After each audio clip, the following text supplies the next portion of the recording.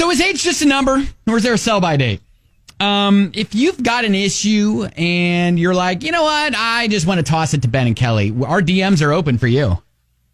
Yeah, I've never heard of calling this a sell-by date when it comes to dating. I know. Grocery store. I know. Ben and Kelly Show, Instagram, Twitter, Facebook. You can always send us a message. Got a message from a listener. Hi, you two. This is me sneaking into your DMs. How cute is that? They all seem to use that line. In college, I started having a series of flings and casual hookups with no consequences. Giggity. Okay. I've never had an issue with it, and neither has anyone else in my life. I'm now 30, and I'm still hooking up. Love Tinder. Trouble is, now that I'm older, I'm getting a lot of judgment thrown at me. My sister says I need to find a nice guy and settle down.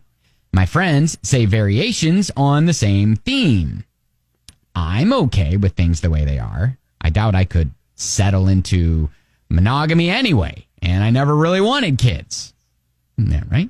Oh, right. Last night, I told my sister that, and she said I'd better get my act together or I'd be too old for a, quote, real relationship and would have to settle.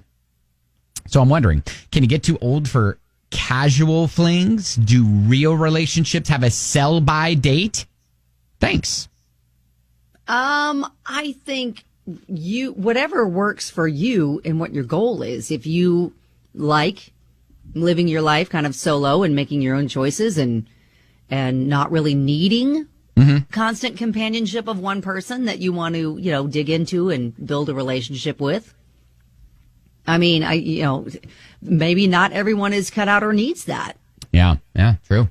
I mean, no one should really tell her how to live her life when it comes down to that. I feel like at some point she will, decide, okay, maybe I do want someone to hang out with on a regular basis. Yeah, it's weird. The whole, when you hear people say I never really wanted kids, there are a lot of people who I've heard say that. I think even, you at one point were like, yeah, I didn't really know. I didn't expect or didn't think that was going to be my future. But then it's like, maybe you find the right person and you do. So I don't know. It changes your perspective. Yeah. I don't know if there's a sell-by date and I think, but everybody's timeline is different. Yes. I think it's more of a timeline thing too.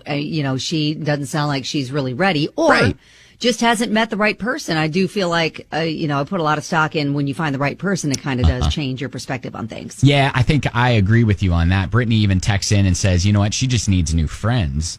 Maybe. But I go back to the whole, this is her timeline, and so. Yes. But again, I feel like too, it's probably going to get difficult to hang out with her friends if they are all coupled up and then without feeling like, the third wheel all the time. Right.